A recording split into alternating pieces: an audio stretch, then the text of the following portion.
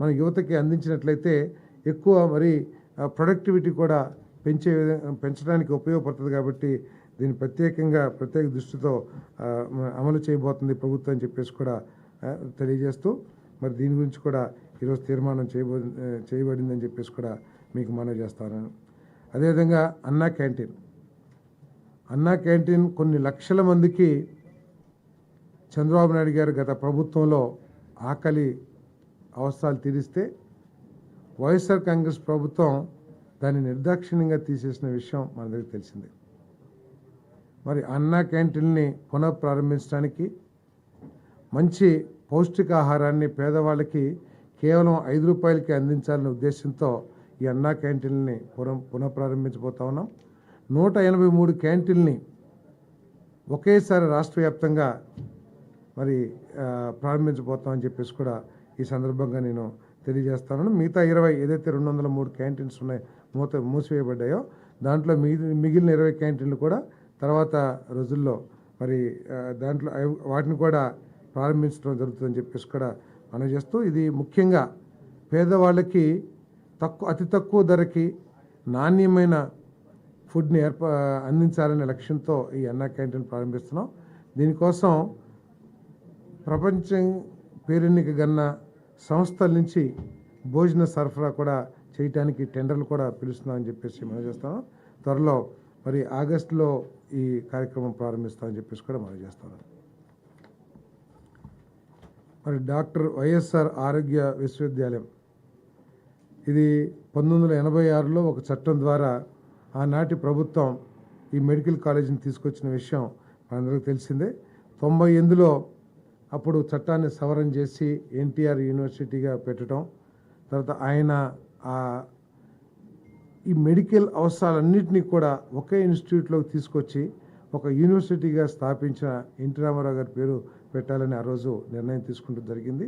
తర్వాత 2006లో doctor NTR university of health సైన్సెస్గా ఆ రోజు వైఎస్ రాజశేఖర రెడ్డి గారు కూడా నిర్ణయం తీసుకుంటూ జరిగింది. కానీ దురదృష్టం, గత ప్రభుత్వం ఒక చట్టాన్ని తీసుకొచ్చి మరి ఆ పేరుని తీసేయటం జరిగింది. తీసేసి వైఎస్ఆర్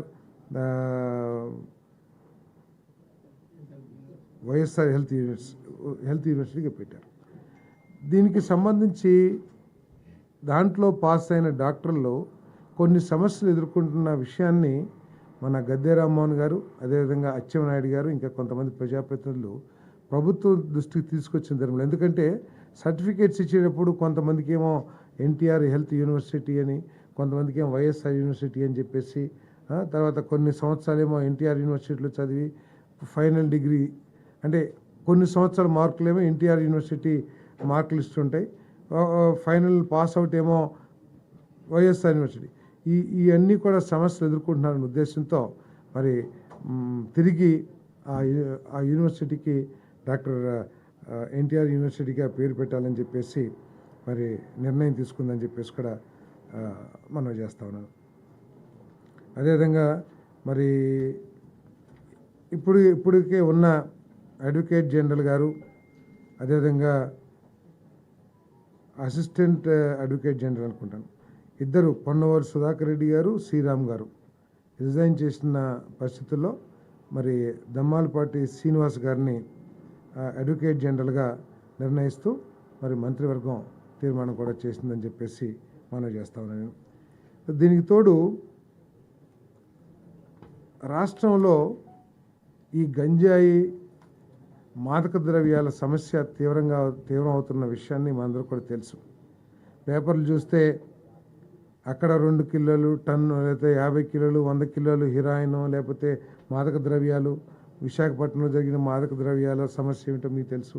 అదేవిధంగా ప్రతి చోట కూడా కాలేజీల్లో కానివ్వండి, స్కూల్స్ కూడా ఇది గంజాయి సమస్య పాకటం అనేది ప్రతి ఒక్కరు కూడా బాధపడాల్సిన విషయంగా నేను మీ అందరికి మనవి చేస్తాను. దీని మీద కఠిన చర్యలు తీసుకోవాలనే ఉద్దేశంతో మరి 4 మంత్రులతో